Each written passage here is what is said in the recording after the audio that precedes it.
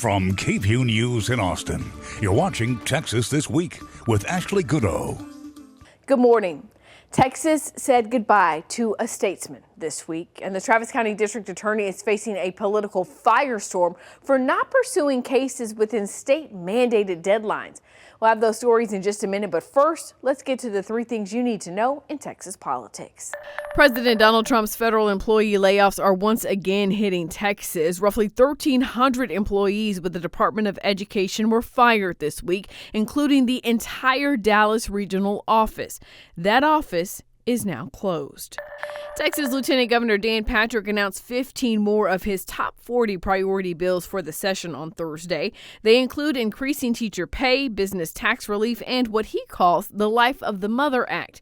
3 of the new bills have already passed in the upper chamber. This new list adds to the 25 priority bills Patrick announced back in January. His goal is to pass all 40 of his priority bills by mid-April.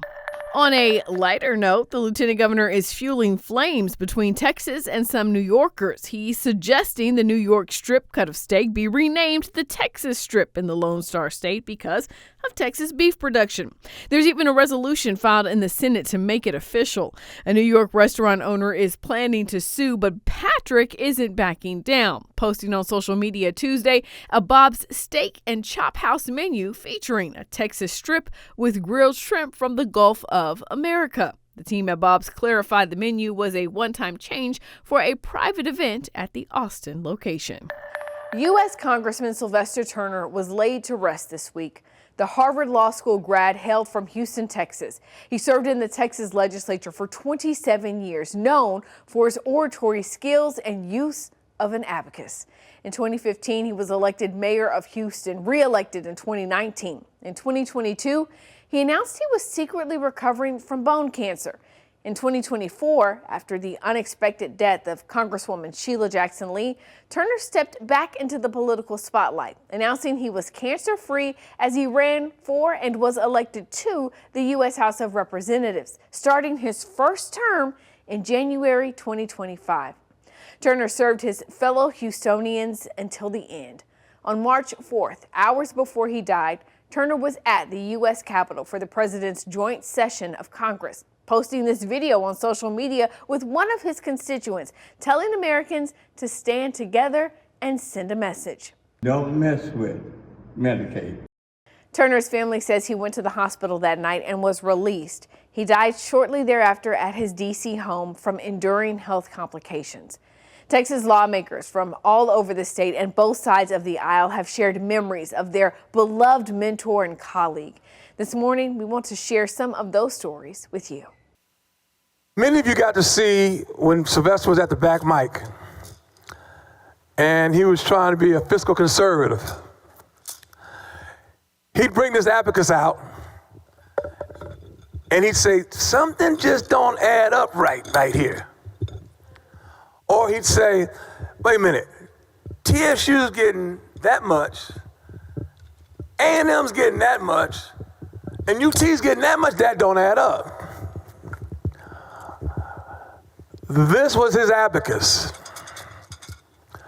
And when he left the building, he stopped by my office and he said, hey, got something for you. About rider time, and we're in conference, and I had the honor of conferencing. He kept coming up to me and he'd say, I need $4 million for UH downtown, and I need this, and I need this, and I need this. And I finally one day got so mad at him, I said, and he sat right in front of me, so you couldn't escape him. I go, Sylvester, you have the single largest exceptional item in this budget. It's $1 billion. What more do you need? And he looked at me and he said, that was April, this is May, I need more. I want y'all to know that I have carried that as a lesson for all of my life. The man who knew, never forgot who he was and for which he came. And all he ever wanted to do was be a public servant. Congressman Sylvester Turner, beloved father and grandfather, was 70 years old. Mr. Speaker, my desk is now clear, and as my last official act, I move that we sine die.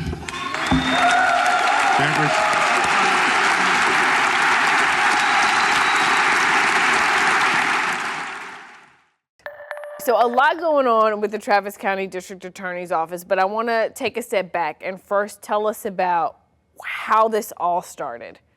Ashley, this really came to light last month, and it focused on 2 murder suspects who were released from the Travis County Jail on dramatically reduced bonds. And that really put the attention on the work of the District Attorney's Office itself, because what we were able to learn, Ashley, is that the reason those 2 defendants were released on such low bonds is because they had not been indicted in 90 days. Keep in mind, there is a law on the books that's been on the books, frankly, since 1977. It's called release because of delay, and it stipulates that a person charged with a felony must be released on bond if he or she has not been formally charged through an indictment within that 90-day period. And again, law has been on the books for a very long time, so it is widely known, or at least should be widely known, right, with district attorneys across the state. What did Travis County District Attorney José Garza tell you when you were talking to him about trying to understand what happened here? So when there was this initial firestorm over these 2 murder cases, the district attorney explained that there was one prosecutor who was no longer with the office, in fact she resigned, who he said it was her responsibility to present these cases to a grand jury in a timely manner. That did not happen. He described that as a management issue within his office. But Ashley, in subsequent weeks, we were able to identify other cases that really speak to a more pervasive problem within his agency with regard to their management and their organization and the timeliness with which they take cases to a grand jury for indictment. I'll be honest with you, Tony, I am reminded of the interview that I did with the candidate who ran against him in the primary, who formerly worked for the Travis County DA's office, who cited those exact things as seeing that as an issue. When he was challenging Garza, you've seen this pervasive issue, and I know you asked about it. What were you told?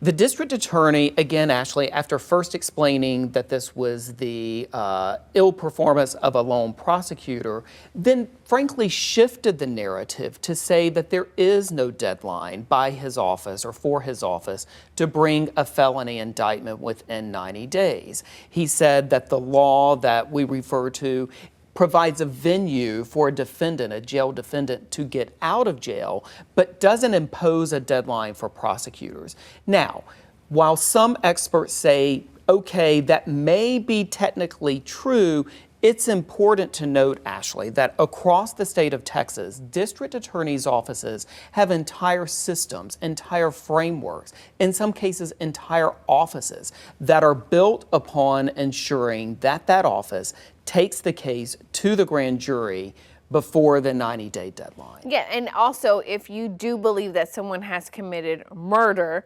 why would you even want to open a door or give them an avenue, to be able to get out of jail? Why would you even want to put that on the table? Says nearly every prosecutor in the state of Texas. So there has been a lot of political pushback, obviously, because of this. What are you seeing? Ashley, it's really been fascinating through a political lens to watch, because when you step back just a few months, we saw José Garza win by a landslide for a second term to become Travis County District Attorney. He still enjoys clearly a lot of political power among particularly his base, among progressive voters here in Travis County. It's going to be interesting to see how and even if all of this is landing with that voter base. But one of the things that people do point out as part of the work that we've done around this, and that is the lack of indictments within 90 days isn't just affecting accused violent offenders, but we also found cases in which people who were accused of non-violent offenses were sitting in jail beyond 90 days without an indictment. So this really kind of impacting both ends of the spectrum with regard to felony cases. And I would imagine you're hearing people cry about the constitutional right to a speedy trial, which is the foundation of the entire 1977 law that we referred to. Ashley, also with regard to politics, things did get a little spicy, at least initially, because we saw State Senator Sarah Eckhart speak out in such a striking way about the management of the DA's office. That is not a problem of statute. That is a problem of practice in the district attorney's office. And that is of grave public safety concern. And we should definitely take a critical look at what's happening in the district attorney's office. I think also from a political lens, it's been interesting to see too, certainly José Garza during his previous administration and now into his second administration has been the target of repeated attacks, particularly among law enforcement, particularly among the conservatives in our area. But at the same time, these are issues that really kind of get beyond politics and speak to the daily operation of the Travis County District Attorney's Office. You can find Tony's latest report on the DA's office at KVUE.com. That's Texas This Week.